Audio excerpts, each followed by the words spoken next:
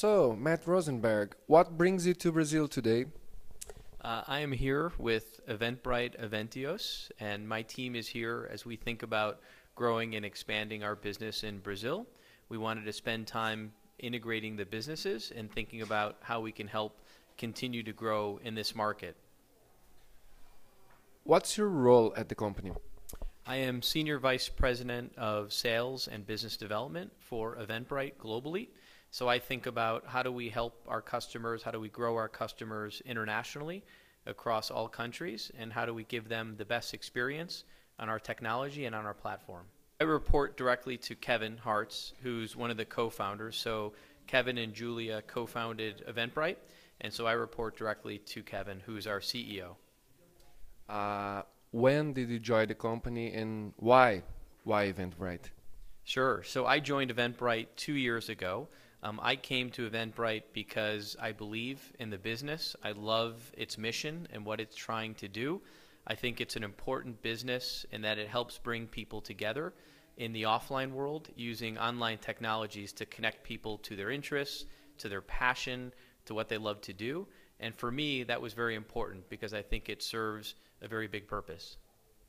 Have you worked with events before, or with tech before, or with sales before? Sure. So I've never worked with events before, although I've gone to many, many events. I've been in the tech business for over 15 years, working with different technology companies, primarily earlier stage startups and helping them grow their business globally. So my function is to help companies figure out how do they scale and grow internationally and reach their ultimate potential. Were them software companies, hardware companies, or can you mention some of them? Sure. So they've been everything from hardware to software to SaaS businesses to service businesses. So I've seen the broad spectrum of different technologies. My most recent company was a company called ServiceSource, which manages about $15 billion of recurring revenue for big technology companies. Do you live in San Francisco, and are you from the Valley, or did you move there? So I moved to San Francisco in 1999. Before that, I was actually a lawyer in Chicago, which is where I'm originally from. But I moved out to San Francisco to help start a company called People PC a long time ago. And now I live just north of the city. But I'm very much a San Franciscan now. What do you find most challenging about sales at a startup, if you still can call Eventbrite a startup? Do you think of yourselves as startups? Yeah, so it's a good question. We very much think about ourselves as a startup. We're constantly trying to find new ways to do things. We think about our mentality is we are a startup trying to change business. And so if you think like a startup and you act like a startup, you'll never become complacent. And so we very much, even though we're now a very well-established company, we run ourselves like a startup. We're efficient like a startup. We think about where do we invest our time like a startup and where do we invest our capital, and we'll never lose that. That's an important part of what makes Eventbrite different and why we attract great people to the business, because even though we're getting bigger, we can launch businesses within the business, we can do different things, we can experiment differently, and that's very exciting for us. You have a well-designed, simple solution, easy solution for events across the globe. So it's a well-known product already. It's like the standard. So is it really easy, or what do you see as a challenge, or what makes it what makes you find that extra emotion about it? Yeah, so I'm glad you said it's the standard, and I'm glad you said it's simple, because it's actually very hard to make technology simple. I think one of the hardest things for technology companies is to focus on the consumer and what makes it a great experience for them. And so there's a lot of engineering that happens around our product to make it simple, easy to use, intuitive. And we'll continue to innovate and push to make our product more simple, because the simpler it is for the attendee, for the organizer, the more people will come to Eventbrite, the more they'll experience great events, and the faster we'll grow.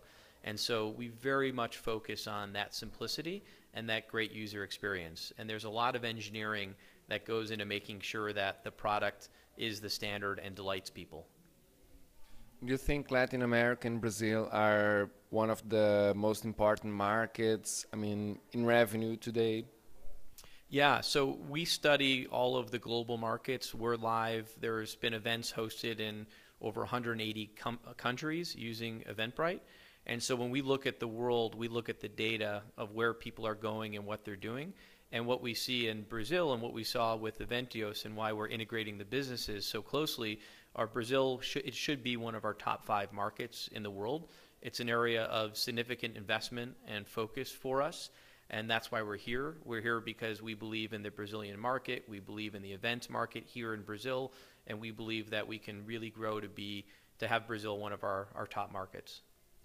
Is it different to do business in Brazil than elsewhere in like a more sophisticated market as the US or in some other emerging country in Europe or wherever you are? Yeah, so I think we recognize that every country is different. While we're a platform, we need to make sure that we're localizing the product for the Brazilian market or for the German market or the British market. Whatever market we're in, we know there are differences. What's peculiar about the Brazilian market? Since you have a product which is so standard, which means it's also standard for every country you enter, but in terms of the sales process or business development process, did you find anything different here? Yeah, so I think some of the differences are around payments. And so one of the reasons we were interested in Eventios is they had figured out all the different payment methods within Brazil, which is something that we at Eventbrite didn't have the understanding. And so that would be a big difference in terms of how we thought about the solution. Another difference is we see more Brazilian organizers moving from paper-based ticketing to electronic, whereas in different markets they may be more used to electronic ticketing. And so the opportunity here in Brazil for a company like Eventbrite is tremendous because we could help with that transition and transformation from a paper-based ticketing world to an electronic-based ticketing world. And that's important because organizers want to understand who their attendees are. They need that information. We could present different levels of reporting and understanding for the organizers if it's done electronically. And so that's a little bit of the difference in the competitive dynamic of what we're selling. Does it mean going mobile? And how much does mobile represent as usage of Eventbrite? I don't know, do people use mobile app to acquire tickets or to show they have a ticket when they go to the event? Right. So with Eventbrite, we're seeing more and more mobile usage. I think this mirrors global trends. And so we put a big focus on developing for mobile. We want to make sure that all of the sites are mobile optimized, that we're building to iOS and Android platforms, and we want to make it easy to transact via mobile. So for us, as we think about the future of where ticketing is going, it absolutely is going to mobile, and we see now over 30% of the browsing and buying behavior on Eventbrite happening via mobile, and it increases, exponentially each year.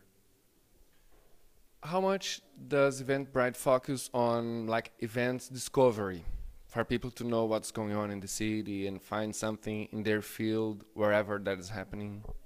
Yeah, so what's interesting about Eventbrite is what we're trying to become and what we will become is an event marketplace where people will come to Eventbrite to discover great events, where based on events they've gone to and where people in their social networks are gone to, we're able to make relevant event recommendations.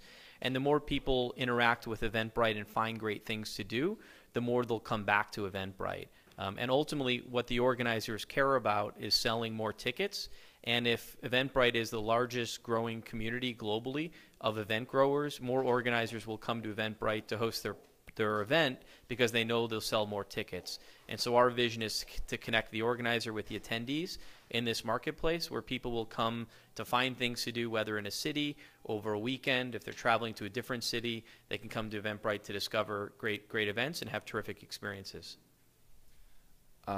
Is the team growing in Brazil? Why? Yeah, the team's growing very quickly here in Brazil. In fact, we're opening a brand new office. I think this is our third office in 12 months to accommodate the growth. So we're hiring aggressively on both the sales and the marketing side, because as we learn more and more about the market and we understand how big the opportunity is, we'll continue to expand into the market. Okay. Doesn't it mean that it's harder to sell here than somewhere else? I don't think it's harder. I think we're expanding the team because the team members are being very successful and the market is adopting or using our platform. And so we find, it's interesting, we find our success rates here in Brazil to be equal to our success rates in selling in the United States. And so we don't see a lot of differences between success. Now we're just going to accelerate our growth and really focus on the Brazilian market. Can you list 5 or 3 or 7, as you see fit, tips for entrepreneurs at startups with tech products on how to do sales better? Sure. So I think a couple things that we think a lot about is we think about what does the organizer or your customer want. So when thinking about sales, it really starts with what does the customer want, and you have to really understand what you are. And once you understand what the customer wants and what you are, you could figure out how to bring the two together. So we spend a lot of time talking about listening and a lot of time talking about understanding customers, because once you understand the customers, you could then position your product in a way that helps you sell. So if you're thinking about your next business as an entrepreneur, it's really important to listen to the customer, to design and build for the customer, and ultimately understand their needs so that when you're out selling to them, you can make sure that you're mapping your product against their needs, and that ultimately leads to success.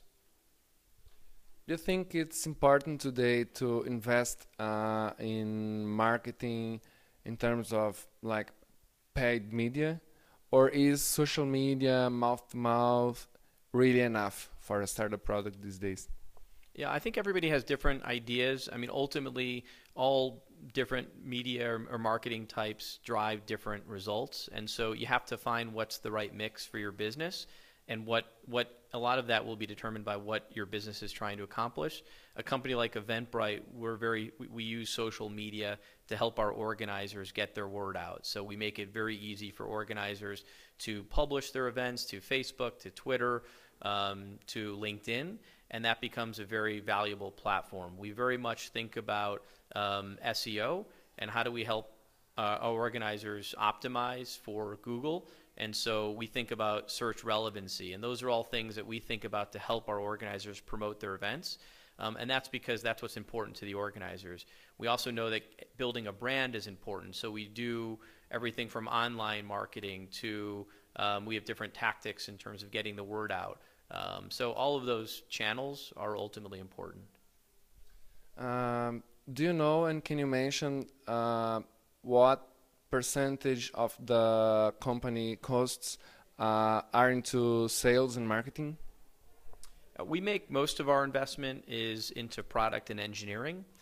We think that having a great product that people come to and sign up and use ultimately is the best investment we can make. So most of our investment tends to be on the product and engineering side. We're expanding sales to help accelerate the growth of the business. But the core business and where we really want to make sure we're focused on is once you design a great product that people use and it spreads, that's where you get great value. So we think about attendee to organizer as a metric. So that's a metric of we know when somebody comes to an event, an attendee, they see how easy it is to buy a ticket, how great the experience is when they're at the event. We know that they're more likely to become an organizer on the platform. And so we think about those metrics in terms of how can we help convert attendees to organizers. And these are all different things that we think about when we look at the data and we think about engineering the product. And that drives down cost of acquisition in ways that are very effective for us.